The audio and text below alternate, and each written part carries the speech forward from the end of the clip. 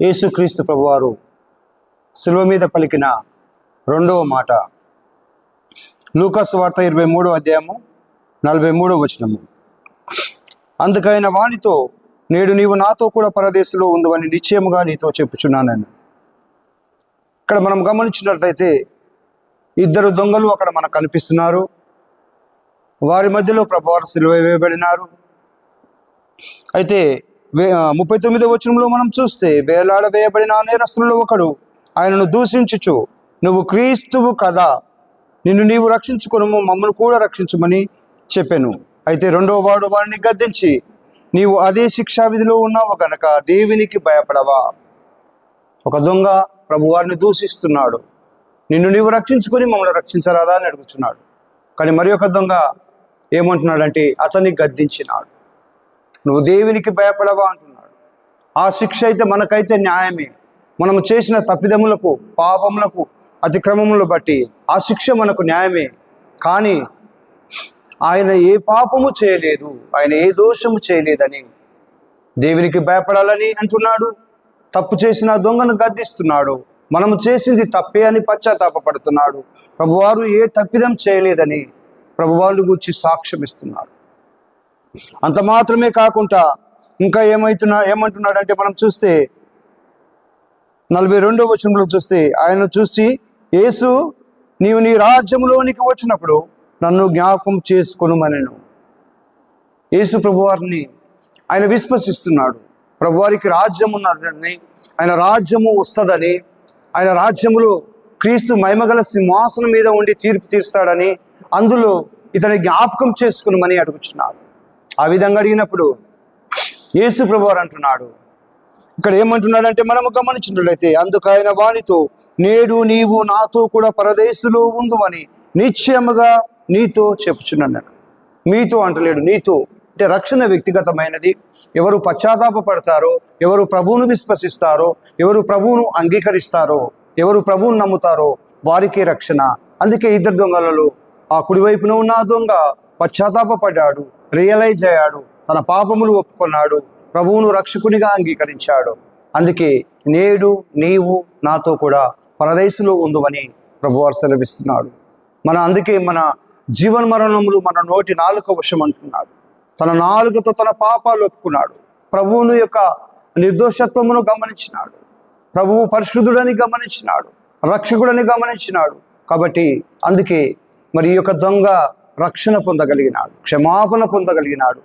కొద్దిసేపట్లో నరకానికి వెళ్ళవలసిన నరకపు అంచుల్లోకి దాదాపు సమీపించిన ఆ దొంగ తన నోటి మాటల ద్వారా, పశ్చాత్తాపం ద్వారా, తన హృదయ పరివర్తన ద్వారా అతడు రక్షింపబడినట్లు మనం చూస్తున్నాము. కాబట్టి అతడు అంటాడు, మనకైతే ఇది న్యాయమే అని అంటున్నాడు. ప్రతి మానవాళికి ఆ శిక్ష న్యాయమే, మనందరూ కూడా న్యాయమే. శిలువ మీద చనిపోవడము, ఆ నరకాగ్నిలో చేరడము మనకు న్యాయమే. ఎందుకంటే మనం చేసిన పాపములను, శాపములను, అతిక్రమములను బట్టి. కానీ అతని యందు ఏ పాపము లేదని దొంగ అంటున్నాడు. కాబట్టి మనము గమనించినట్లయితే, ప్రియమైన దేవుని బిడ్డలారా, మనము గమనించినట్లయితే, ఇక్కడ చూసినట్లయితే, ఇక్కడ ఈ దొంగ అంటున్నాడు, యేసు అంటున్నాడు. సువార్తల్లో కానీ యేసు ప్రభువారికి వచ్చి దావీదు కుమారుడని, నజరేయుడైన యేసు అని, అదేవిధంగా రబ్బీ అని, రబ్బూని అని, బోధకుడు అని పిలువబడ్డాడు. కానీ ఇతడు అంటున్నాడు, యేసు నీ రాజ్యములో నన్ను జ్ఞాపకం చేసుకోమంటున్నాడు. కాబట్టి ఇతడు ప్రత్యేకంగా యేసు అంటున్నాడు. యేసు అంటే రక్షకుడు అని అర్థము. కాబట్టి నన్ను రక్షించమని అడుగుచున్నట్లు మనం చూస్తున్నాము. కాబట్టి ప్రియమైన దేవుని బిడ్డలారా, మనము గమనించినట్లయితే, మనము ఈ యొక్క ప్రభువారు ఏమంటున్నాడంటే, నేడు నీవు నాతో కూడా పరదేశంలో ఉండు అంటున్నాడు. ఈ పరదేశు అనేది ఒక పారసిక భాషలో ఉన్నటువంటి అర్థం ఏంటంటే ఒక ఉద్యానవనము అని అర్థము. అదేవిధంగా ఈ ఉద్యానవనం అనేది కొంతమంది భక్తులు ఏమంటారంటే పరలోకములో ఒక భాగమని, మానవులు చనిపోయిన తర్వాత రక్షింపబడిన వారి యొక్క ఆత్మలు ఆ యొక్క స్థలంలో విశ్రాంతి తీసుకుంటావని, అక్కడ గొర్రెపిల్ల వివాహం జరిగే స్థలమని, అక్కడ 7 ఏళ్ల విందు జరిగే స్థలమని, అక్కడ జీవవృక్ష ఫలములు, జీవజలములు ఉండే స్థలమని, రకరకాలుగా 24 మంది పెద్దలు ఉండే స్థలమని రకరకాలుగా వర్ణించబడింది. కాబట్టి ఆ స్థలములో మరి ప్రభు యొక్క రెండవ మారు వచ్చినప్పుడు అక్కడ ఆ మధ్యాకాశంలో, ఆ పరలోకంలో ఒక భాగమైన ఆ పరదేశంలో నువ్వు ఉంటావు. అని మా యొక్క నిత్యత్వంలో నువ్వు ఉంటావని, ఆ యొక్క సుఖింపబడేటువంటి ఆ నిత్యానందము పొందేటువంటి ఆ స్థలములో ఎలాంటి ఇబ్బంది, సమస్య, నరక యాతనలు లేని ఆ సంతోషకరమైన స్థలంలో నువ్వు ఉంటావు అంటున్నాడు.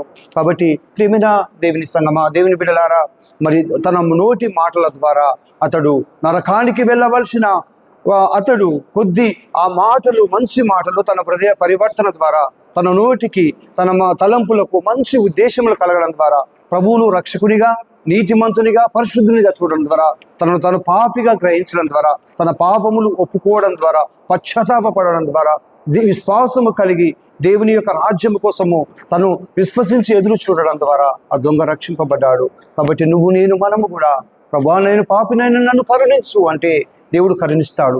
దేవుడు చేయలేని పని ఏమిటంటే నన్ను క్షమించు అని అడగని దేవుడిని కూడా క్షమించడు దేవుడు.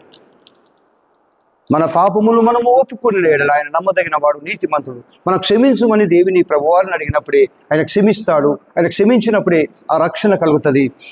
కాబట్టి మనం ఇక్కడ గమనించినట్లయితే ఆ ప్రామిస్ ఆఫ్ ప్యారడైజ్, కాబట్టి ఆ ప్యారడైజ్ కోసము ఆ యొక్క నీవు నాతో కూడా పరదేశంలో ఉండు అనే వాగ్దానం పొందుకున్నాడు.